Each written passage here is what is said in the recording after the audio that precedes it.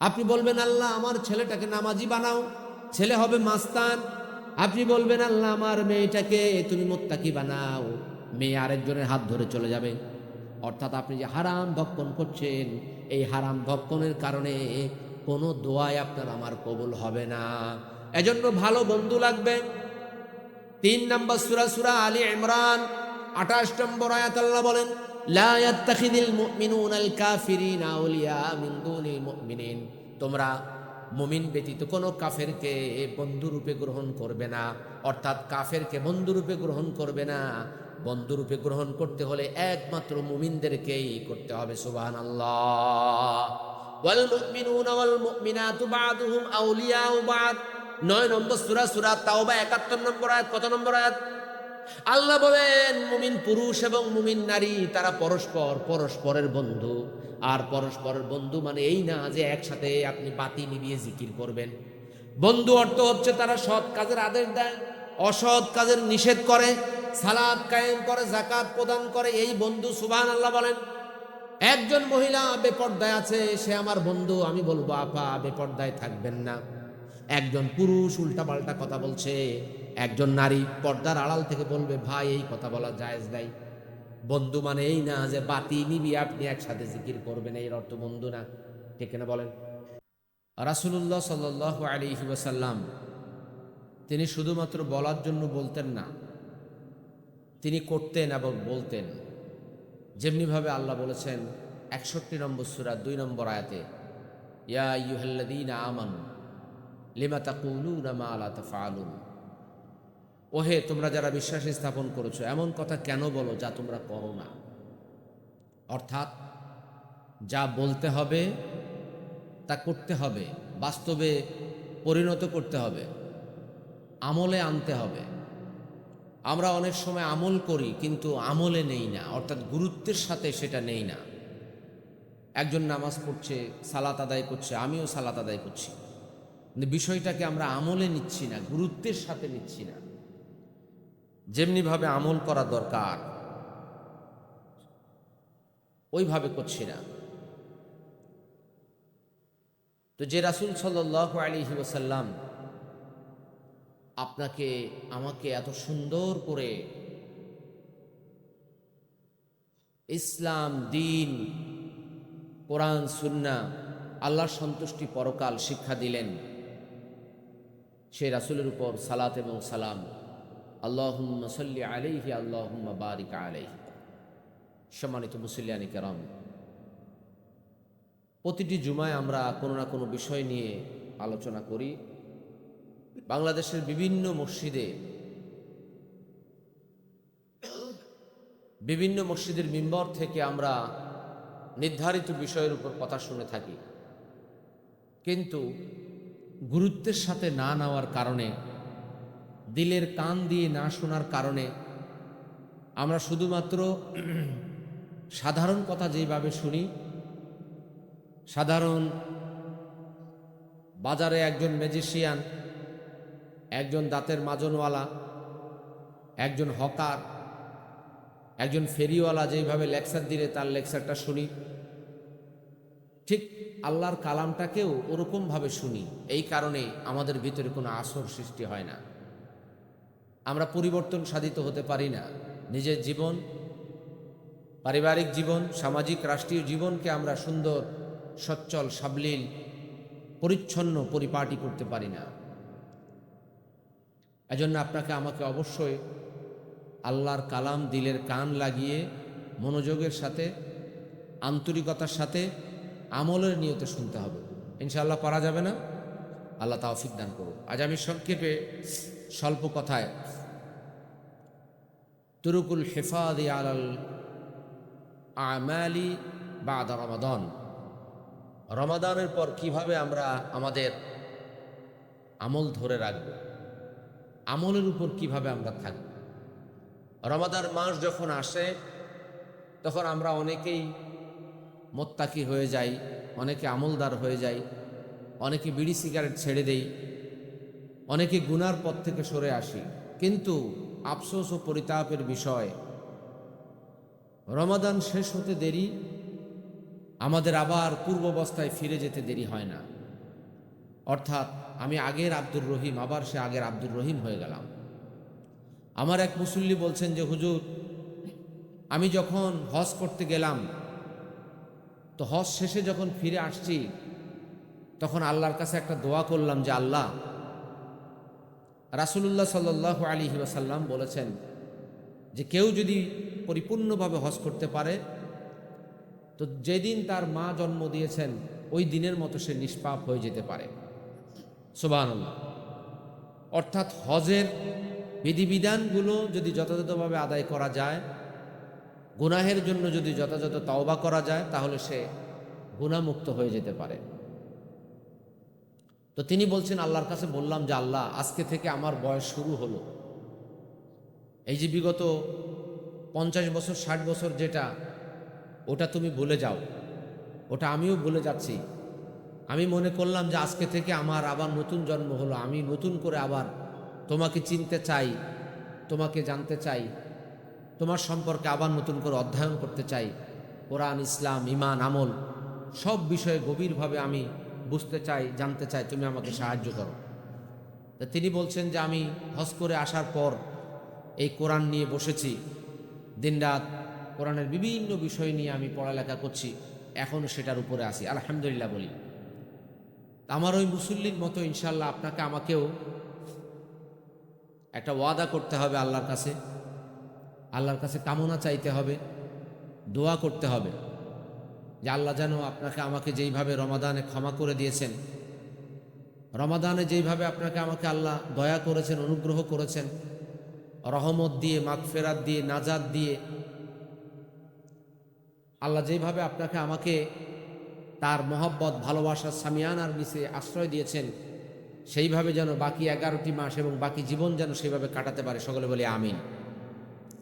কিভাবে আমাদের আমলগুলো ধরে রাখব? আমল আমরা ধরে রাখতে পারি না। খেয়াল করবেন, আপনার বাড়িতে যে লাউ গাছটা, ছোট্ট যে ছাগল ছানাটা, ছোট্ট আপনার ছেলে মেয়ে অথবা নাতনিটা, আপনার একটা মেহগনি গাছ, আপনার পটল ক্ষেত, এই সব কিছুর পরিচর্যা যদি নিয়মিত করা হয়, তাহলে সেটা ভালো হয় না খারাপ হয়? ভালো হয় না খারাপ হয়?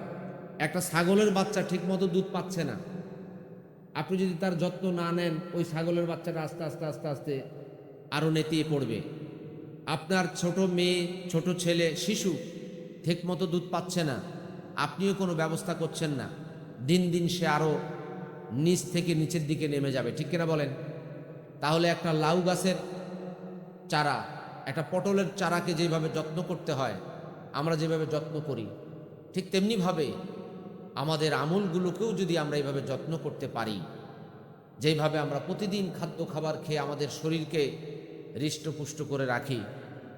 আমার মা যদি আমাকে দেখেন, আপনার মা যদি আপনাকে দেখেন, আপনার স্ত্রী, আপনার ছেলে মেয়ে দেখেন, বাবা তোমার মুখ শুকিয়ে গিয়েছে, পানি খাওনি, একটু পানি খাও। তার মানে আমার স্বাস্থ্যের প্রতি আমি যেমন সচেতন, আমার পরিবারের লোকজনও কি সচেতন। ঠিক আমার দেহের স্বাস্থ্যের প্রতি আমি যেমন সচেতন, আমার ইমানের স্বাস্থ্যের প্রতিও আমাকে সচেতন হতে হবে। নতুবা দেহ তো হৃষ্টপুষ্ট থাকবে, ইমান হৃষ্টপুষ্ট থাকবে না।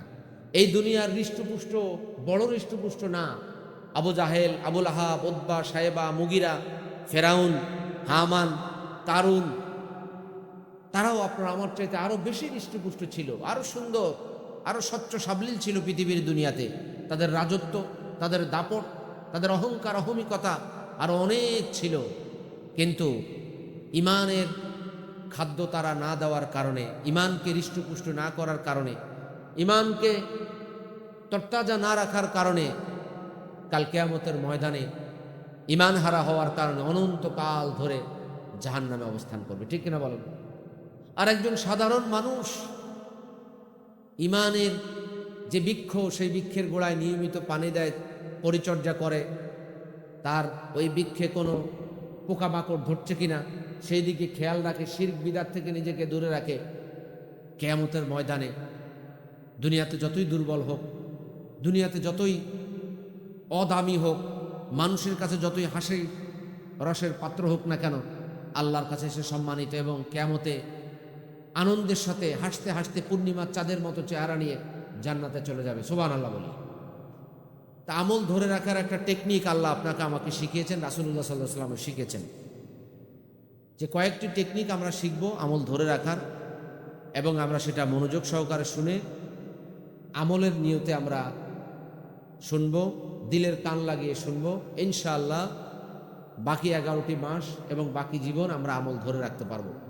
1 নাম্বার 16 নম্বর সূরা 92 নম্বর আয়াত আল্লাহ বলেন, ওয়ালা তাকুনু কাল্লাতী নাকাদাত গজলাহা মিন বা'দি কুওয়াতিন আনকাসা। তোমরা ওই নারীর মতো হয়ো না, ওই মহিলার মতো হয়ো না যে নিজের হাতে সুন্দর করে সুতা পাকায়, সুতা পাকিয়ে সেই সুতা আবার টুকরা টুকরা করে ফেলে। অর্থাৎ একজন মহিলার উদাহরণ আল্লাহ দিচ্ছেন কোরআনুল কারিমে, যেই মহিলা নিজের হাতে সুতা পাকালো, অনেক কষ্ট করে, পরিশ্রম করে, অনেক মেহনত করে, সময় ব্যয় করে, কিন্তু নিজের খাম খেয়ালির কারণে ওই সুতাটা আবার নিজে বসে বসে টুকরা টুকরা করে ফেললো। এই রমাদানে আল্লাহ আপনাকে আমাকে অনেক সুযোগ দিয়েছেন, সময় দিয়েছেন, অনেক গোল্ডেন অপরচুনিটি দান করেছেন, রহমত দিয়ে, মাগফিরাত দিয়ে, নাজাত দিয়ে আল্লাহ আপনাকে আমাকে ভরপুর করে দিয়েছেন। আল্লাহ আপনাকে নিয়ামত অপারে তিনি ঢেলে দিয়েছেন। ওই নিয়ামত পেয়ে, রহমত পেয়ে, ক্ষমা পেয়ে, আল্লাহর জান্নাতের খোঁজ খবরই পাওয়ার পরে যদি ওই নারীর মতো আমরা আমাদের আমলগুলোকে টুকরো টুকরো করে ফেলি, তাহলে আমাদের কোনো কাজে আসবে না। আমরা আমাদের জীবনে অনেক সুন্দর জীবন যাপন করতে পারবো। গাড়ি সুন্দর হবে, বাড়ি সুন্দর হবে, পরিবার সুন্দর হবে, কিন্তু আমলগুলো যদি সুন্দর না হয়, ইহকাল এবং পরকাল বরবাদ হয়ে যাবে। এজন্য আল্লাহ রাব্বুল আলামিন আপনাকে আমাকে দোয়া শিক্ষা দিয়েছেন। 2 নম্বর সূরা, সূরা আল বাকারা 201 নম্বর আয়াত, রব্বানা আতিনা ফিদ দুনিয়া হাসানাতাও ওয়া ফিল আখিরাতি হাসানাতাও ওয়া কিনা আযাবান নার। রব্বানা, হে আমাদের রব, আতিনা, আমাদেরকে দান করো, ফিদ দুনিয়া হাসানা, দুনিয়ার কল্যাণ দান করো, দুনিয়ার সৌন্দর্য দান করো, দুনিয়ার সফলতা দান করো, অফিল আখিরাতি হাসানা, আখিরাতের সৌন্দর্য, আখিরাতের সফলতা দান করো, ওয়াকিনা আযাবান নার, আর জাহান্নামের আযাব থেকে, জাহান্নামের শাস্তি থেকে আমাদেরকে বাঁচাও, আমাদেরকে রক্ষা করো। সুবহানাল্লাহ, কি সুন্দর দোয়া আল্লাহ আপনাকে আমাকে শিক্ষা দিলেন, যে আমাদের রব দুনিয়ার সৌন্দর্য দান করো, অর্থাৎ দুনিয়ার কল্যাণ আপনাকে আমাকে আল্লাহ যেন দান করে। এই জন্য আল্লাহ দোয়া শিক্ষা দিচ্ছেন। এই দোয়াটা করা যাবে না ইনশাআল্লাহ, বেশি থেকে বেশি, বেশি বেশি এই দোয়াটা করবেন। তা আল্লাহ রাব্বুল আলামিন আপনাকে আমাকে শিক্ষা দিচ্ছেন আমরা যেন আমলটা জারি রাখি। সহিহ বুখারী 1122 নম্বর হাদিস, আল্লাহ রাসূল সাল্লাল্লাহু আলাইহি ওয়াসাল্লাম বলেন, আহাব্বুদ্দীনি ইলাইহি মা দাওয়ামা সাহিবুহু। আল্লাহ ওই আমলকে সব চাইতে বেশি পছন্দ করেন, ভালোবাসেন, যে আমল ধারাবাহিকভাবে নিয়মিত করা হয়। আপনি একদিন রাতে তাহাজ্জুদ আদায় করলেন, একদিন রাতে কোরআন তেলাওয়াত করলেন, একদিন মায়ের সেবা করলেন, একদিন এলাকার মানুষের সেবা করলেন, একদিন একজন বিধবাকে আপনি খাবার দান করলেন, একদিন একজন অন্ধকে আপনি সাহায্য করলেন, আর আপনি করলেন না, ওই আমলটা আল্লাহর কাছে বেশি পছন্দনীয় না। একদিন আপনি একজনকে অনেক টাকা দান করে দিলেন, সারা বছর আর তাকে কোনো দান করলেন না, কাউকেই দান করলেন না, খোঁজ খবর রাখলেন না, আল্লাহর কাছে এই আমলটা বেশি পছন্দনীয় না। আল্লাহর কাছে ওই আমল পছন্দনীয় যে আমলটা কম হোক, দানটা কম হোক, আপনি নিয়মিত দিতে থাকেন, নিয়মিত করতে থাকেন। নিয়মিত আপনার একটা দানের বাক্স আছে ঘরের ভিতরে অথবা আপনার পকেটে। অনেক মুসল্লি এরকম বলে, হুজুর মাসের শুরুতে 100 টাকার নোট, 10 টাকার নোট, 20 টাকার নোট, এরকম 1000টা করি একসাথে। আমি এই মাসে পরিকল্পনা করি যে এই 1,000 টাকা বা এই 2,000 টাকা আমি প্রতিদিন দান করতেই থাকবো বিভিন্ন জায়গায়। আবার একটা পরিকল্পনা রাখি অমুক জায়গায় একজন বিধবা আছে, ওই বিধবাকে আমি এই বছর পুরো খরচটা দিয়ে দেব। পারা যাবে না? এমন বেশি খরচ না। একজন বিধবাকে আপনি জিজ্ঞাসা করলেন, একজন বয়স্ক মানুষকে আপনি জিজ্ঞাসা করলেন, চাচি, খালা, ফুফু, মামি, মাসে আপনার কত টাকার ওষুধ লাগে? তিনি বললেন, মাসে আমার 500 টাকার ওষুধ লাগে। আপনি বললেন, যান, প্রতি মাসে 500 টাকার ওষুধ আমি দিয়ে দেব। সুবহানাল্লাহ। পারা যায় না? একজনের বিরাট উপকার হয়ে গেল। আমরা যেইভাবে দান করি, এই দানে মানুষের তেমন কোনো উপকার হয় না। 5 টাকা, 10 টাকা, এটা সাধারণ দান, রাস্তাঘাটে করা যেতে পারে। তবে বড় বড় কিছু দান করার নিয়ত করেন। একজন এতিম ছেলে লেখাপড়া করতে পারছে না, আপনি বলেন যে তোমার লেখাপড়ার খরচটা আমি চালিয়ে নেব। অথবা আপনি বলেন যে তোমার লেখাপড়ার খরচটা আমি চালাতে পারছি না, তবে তোমার জামা কাপড়, ওষুধ যা লাগে এটার খরচ আমি দেব। কত টাকা দেওয়া লাগবে? একটা বাচ্চার মাসে কত টাকার ওষুধ লাগে? আপনি মাঝে মাঝে একটু ভিটামিন কিনে দিয়ে আসলেন। একটা জামা কিনে দিলে অনেক সময় এক জামাতে 1 বছর পার হয়ে যায়, যায় না? এরকম ভালো ভালো পদক্ষেপ তো রাসূলুল্লাহ সাল্লাল্লাহু আলাইহি ওয়াসাল্লাম বলছেন, ওই আমল আল্লাহর কাছে সবচাইতে প্রিয় আমল যেটা নিয়মিত করা হয়। সুবহানাল্লাহ বলেন। আপনি ধারাবাহিকভাবে করছেন, তাহাজ্জুদ পড়ছেন, আপনি নিয়মিত করছেন। রাসূলুল্লাহ সাল্লাল্লাহু আলাইহি ওয়াসাল্লাম নিয়মিত তাহাজ্জুদ আদায় করতেন। যদি রাতে আদায় করতে না পারতেন তাহলে কি হতো? দিনে মানে তিনি 12 রাকাত পড়ে নিতেন। সুবহানাল্লাহ বলি। আর রাতে যদি কোনো কারণে তার তাহাজ্জুদ মিস যেত, দিনে কত রাকাত পড়তেন? কত রাকাত? 12 রাকাত পড়ে নিতেন। সহিহ মুসলিমের হাদিস। প্রথম নম্বর পয়েন্ট গেল যে আপনাকে আমাকে আমল ছাড়লে হবে না। 16 নম্বর সূরা, সূরা আন-নাহল 92 নম্বর আয়াত। ওই মহিলার মতো হলে হবে না যেই মহিলা নিজের হাতে সুতা পাকিয়ে, সুতা কেটে সেটা আবার নিজের খামখেয়ালির কারণে টুকরো টুকরো করে দিয়েছে। 2 নম্বর আমল হচ্ছে সৎসঙ্গ লাভ করা। কি সঙ্গ? এই রমাদান মাসে আমরা ইফতার করেছি ভালো মানুষের সাথে, ইফতার করেছি মসজিদে মুসল্লিদের সাথে, নামাজির সাথে। আমার রমাদানের যে আমলটা ছিল, এই আমলটা যেন 12 মাস জারি থাকে।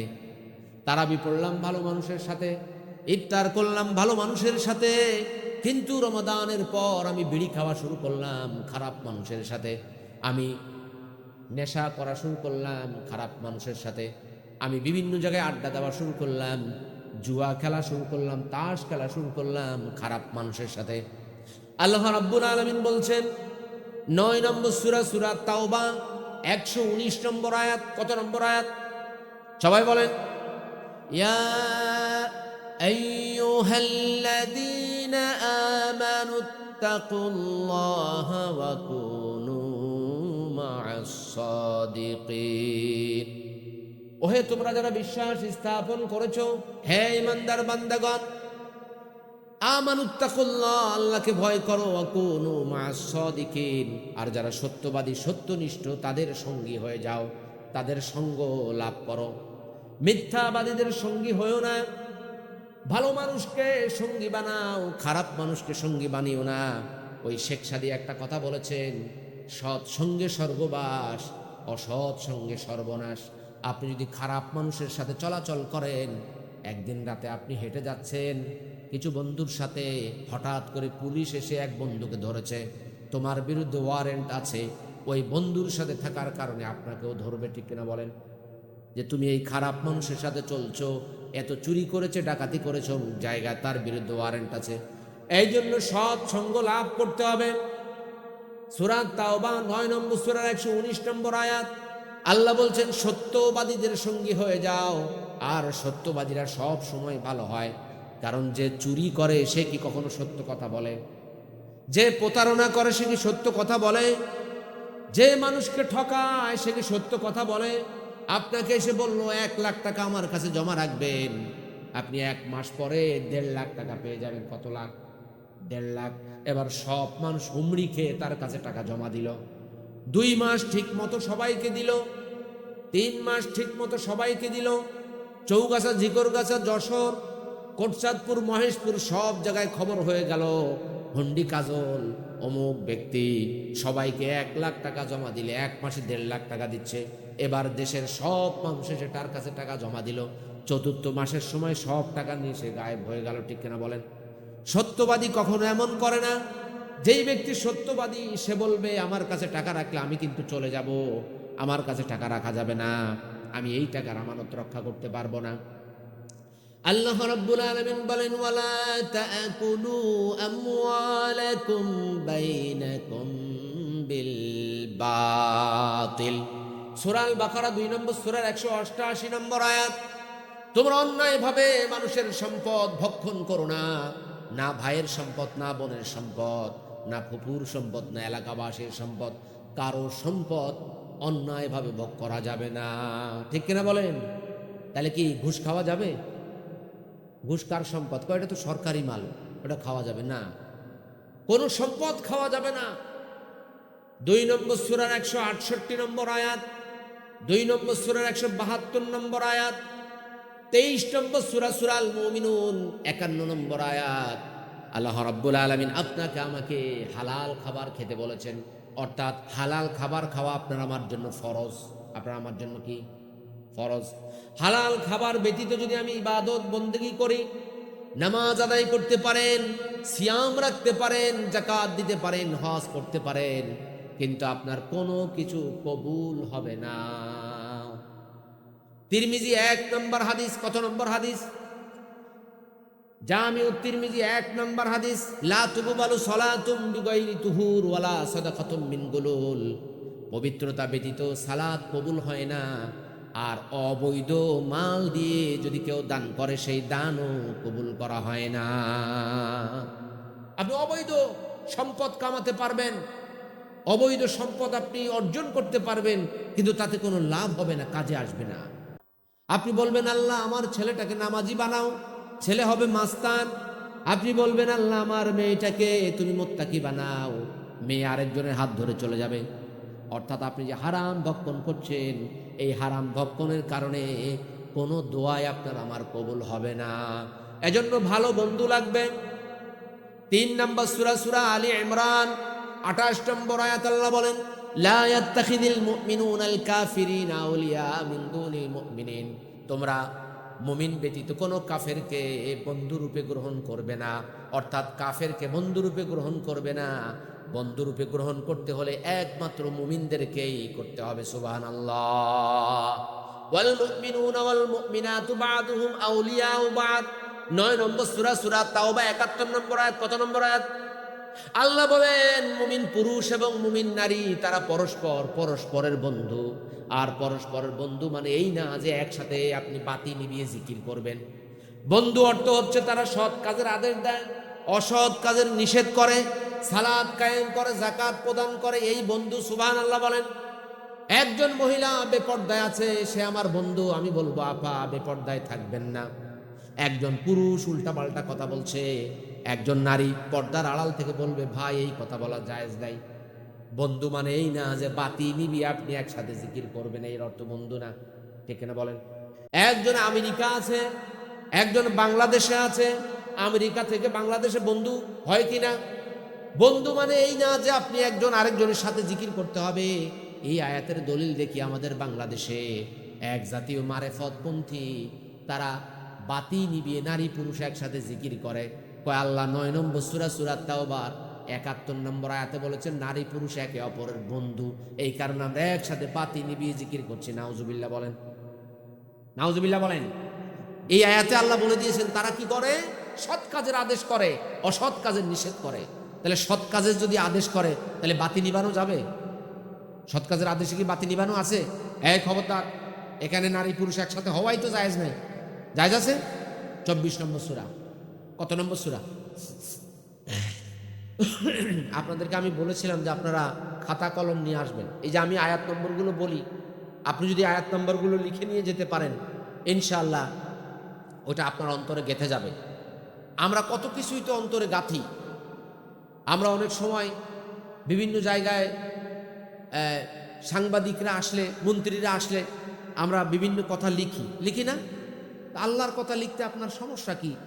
এই হাত আপনার পক্ষে সাক্ষী দেবে যমুক মসজিদে গিয়ে আল-ইয়াওমা নাখতিমু আলা আফওয়াহিহিম ওয়া তুকাল্লিমুনা আইদিহিম ওয়া তাশহাদু আরজুলুহুম বিমা কানু ইয়াকসিবুন।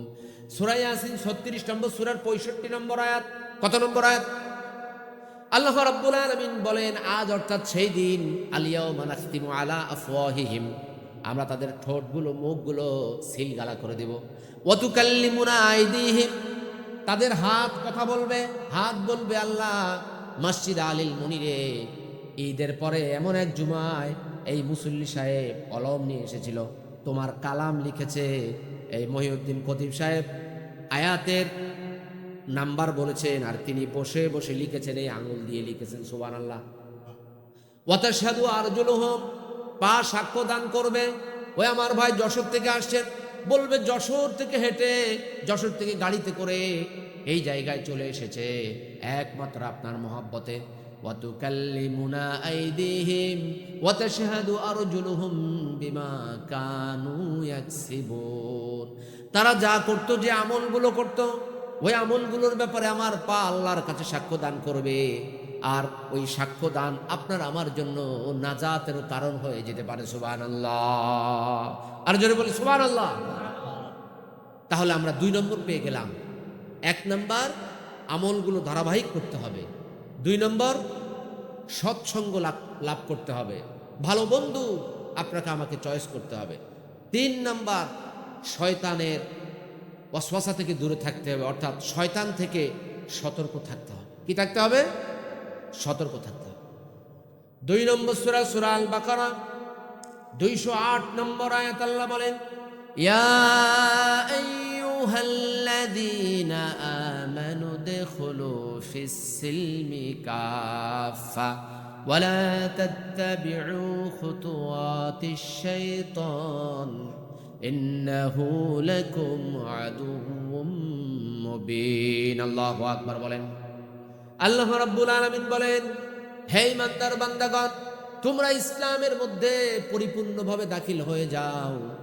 ফজর পড়লে জোহর পড়লে না, এমনভাবে দাখিল হলে হবে না। তুমি টুপি মাথায় দিলে, দাড়ি রাখলে, রুমাল মাথায় দিলে, সত্য কথা বললে না, এইটা বললে হবে না।